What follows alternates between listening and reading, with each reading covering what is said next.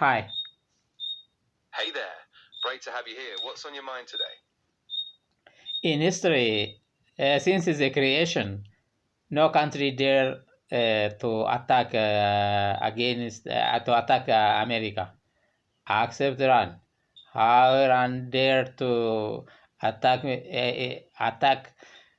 American military That's a really bases, military bases around the Iran boundaries.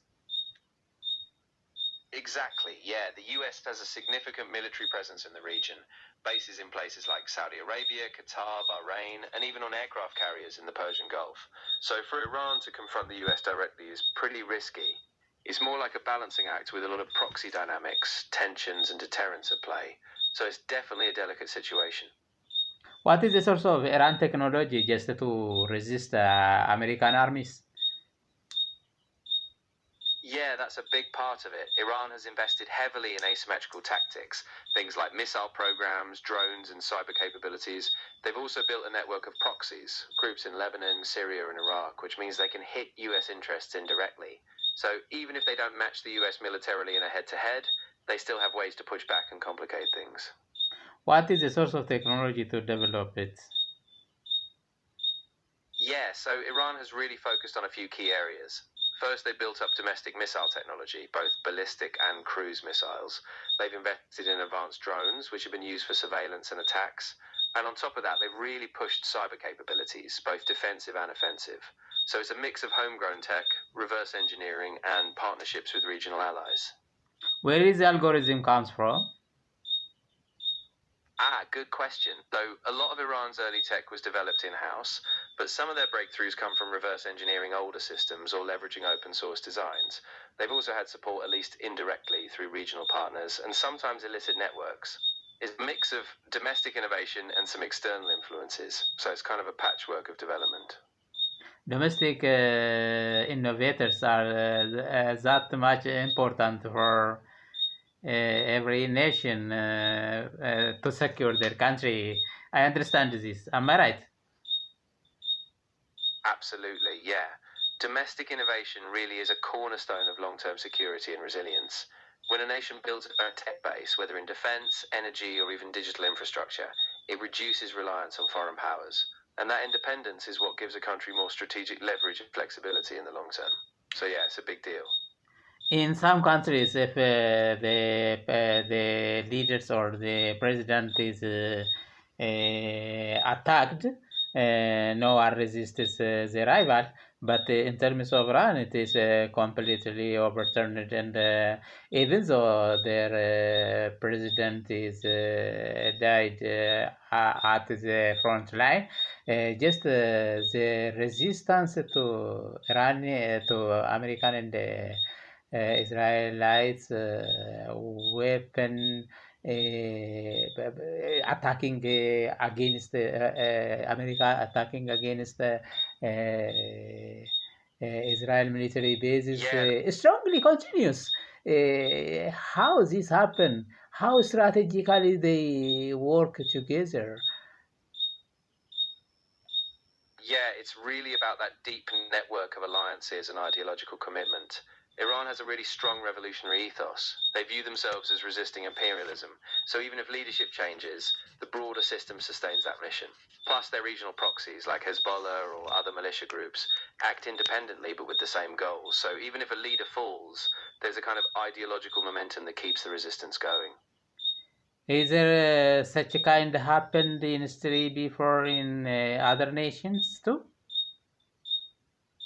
Yeah, absolutely. I mean, history's full of examples. For instance, in the Soviet Union, even after Stalin or other leaders were gone, the ideological apparatus and the state apparatus kept moving forward.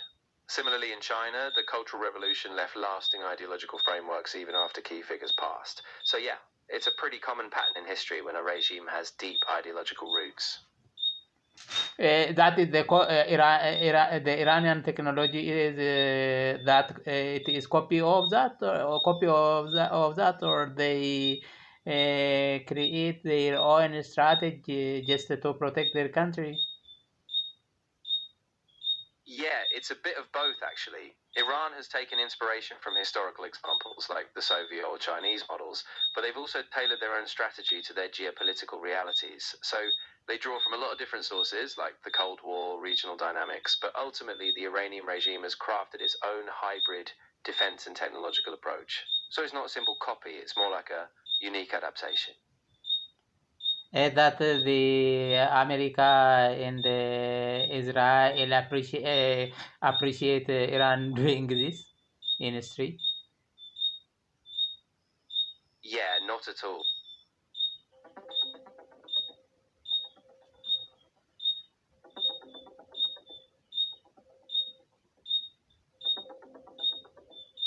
The US and Israel are both responding to Iran's evolving military strategy, which relies on missiles, drones, cyber tactics, and regional proxies. The US has escalated military strikes, like in June 2026, but also shifted toward diplomatic containment rather than full scale war.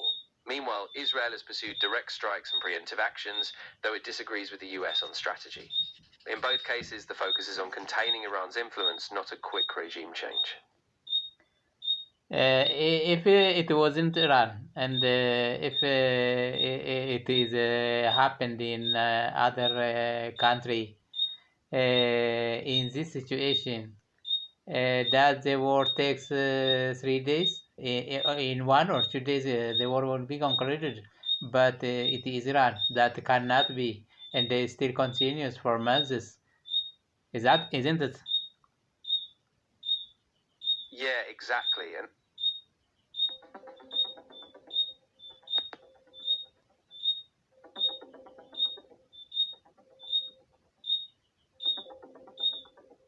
the reason Iran's conflicts often last much longer than other wars is that Iran adopts a long game strategy. Instead of seeking quick victory, it uses asymmetric tactics like missiles, drones, and proxies, which spread the conflict across multiple fronts. The regime also has strong ideological and security structures that help it endure, turning potential vulnerabilities into long term leverage. Iran has full right to be armed with nuclear or any kind of weapon. I don't know the technology in detail, even though they have a right to do so. What is the wrong Iran did? And just America and Israel take that much steps.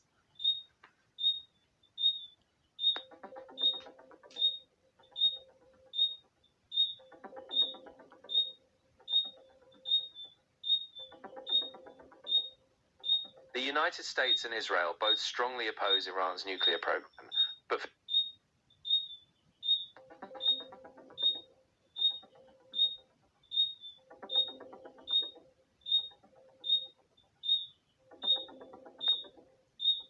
the US and Israel both strongly oppose Iran's nuclear program, but for different reasons. The US is concerned about global non-proliferation and regional stability, fearing a domino effect of nuclear proliferation. Israel, on the other hand, sees Iran's nuclear ambitions as an existential threat, given Iran's hostility toward Israel. Both agree on stopping Iran from going nuclear, but the US focuses on a broader strategic balance, while Israel takes a more urgent preemptive stance. Who gave America responsibility to control uranium enrichment around the world?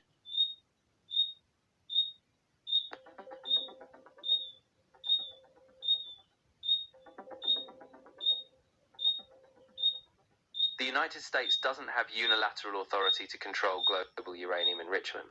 Instead, it's governed by the Treaty on the Non-Proliferation of Nuclear Weapons, which allows peaceful nuclear development under international safeguards. The International Atomic Energy Agency oversees these inspections, not the US. In practice, the US has influence due to its role as a major nuclear power and a permanent member of the UN Security Council, but no single body gave it global authority. America is agreed just that stands to control any uranium enrichment around the world. Just America make itself to control it without without any responsibility. I mean that The world uranium enrichment is totally controlled by America means just America by itself tries to control or to make influence no, anyone not to make any weapon, any even not any weapon, but just I think it is called a long range missiles.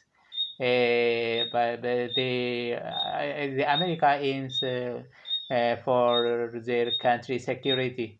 Am I right?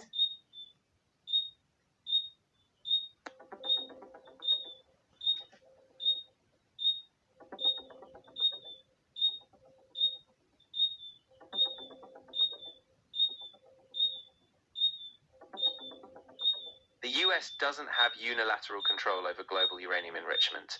Instead, it works within international frameworks like the Nuclear Non-Proliferation Treaty and relies on the International Atomic Energy Agency to oversee safeguards. Similarly, for missiles, the US is a key participant in the Voluntary Missile Technology Control Regime, but it doesn't have direct global authority. Instead, the US influences these controls through treaties, export laws, and diplomatic efforts. Thank you for the information. Bye for now. You're very welcome. I'm glad I could help. If you ever have more questions, just let me know. Take care. Thank you for the international current latest information. Just I always do not fully trust on social media reports. This is tangible information or data collected from the ground, and I am really glad to hear it from you. Bye for now. Of course, I'm really glad it was helpful. And yeah, absolutely. Always good to verify from solid sources. If you ever need more updates or clarification, I'm here. Take care and bye for now. Bye.